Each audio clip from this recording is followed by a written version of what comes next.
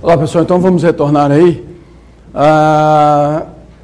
Paramos aí na metade do nosso módulo, na questão do prazo do pregão, 8 dias.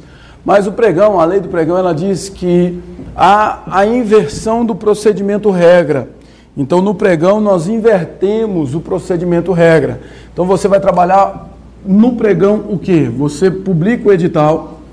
Logo depois do edital, você já julga, você já faz o julgamento, logo depois do edital. Veja que eu recebo os documentos, não é? O envelope contendo a proposta, o envelope contendo a documentação, mas agora eu vou inverter, eu vou deixar a documentação de lado e já vou abrir logo o quê?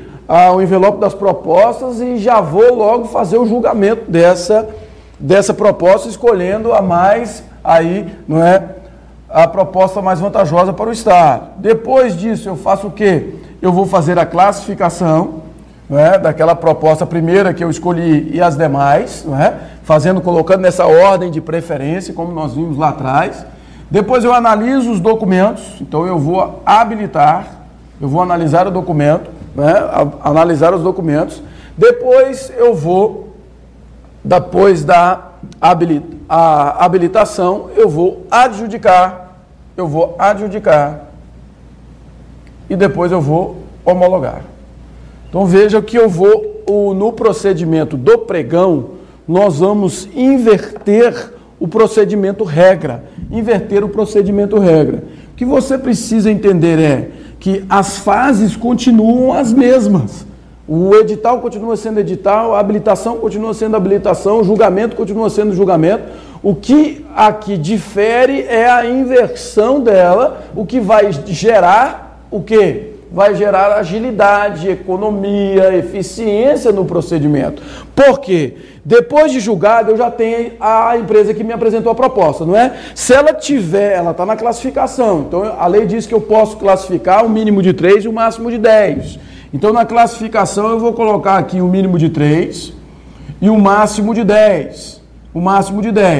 Essas empresas que estão aqui devidamente classificadas dentro da estrutura do pregão, a diferença delas é em termos de percentual. Por quê? A número 1 pode ser considerada não habilitada. E aí o que eu teria que fazer? Eu já escolhi ela como sendo a vencedora. Se ela não está com a documentação em dia, eu teria que fazer um novo procedimento. Aqui não, eu posso passar para a segunda, posso passar para a terceira. Somente a 10ª estava com o documento ok. Então eu vou adjudicar a 10ª, desde que ela chegue, não é, nos moldes que eu quero. E aí eu vou negociar. Eu vou negociar com ela a possibilidade de ser adjudicada, mantendo o valor primeiro que eu pedi, negociando detalhes. E por último eu homologo. E a homologação nada mais é do que a análise todo esse procedimento está de acordo com a lei. Qual a lei? 10.520. 10.520. Certo? Então a ideia do pregão, ela é muito ágil, muito boa, muito célere, não é?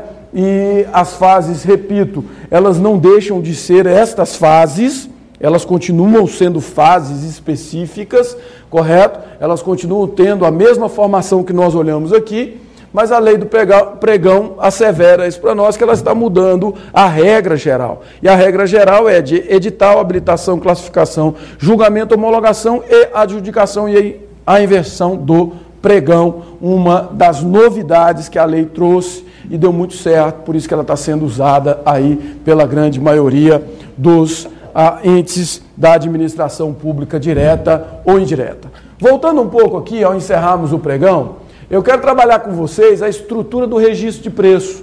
O artigo 15 da Lei 8.666, ele trabalha a montagem da estrutura do registro de preço. O que seria o registro de preço? Ele seria um sistema de compras, onde o Estado, por exemplo, aquelas compras rotineiras, não é? O Estado ele não precisaria fazer várias licitações, ele faria